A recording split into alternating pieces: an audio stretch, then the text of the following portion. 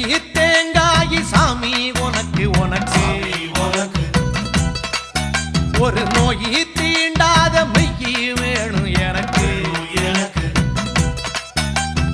ஆனைமுகன் தம்பியான ஐயப்பான உன்னையும் 6 வாரம் மாலையிட்டு நோன்பிருந்த என்னையும் பாலம் போட்டு கார்த்திகையும் மார்கழியும்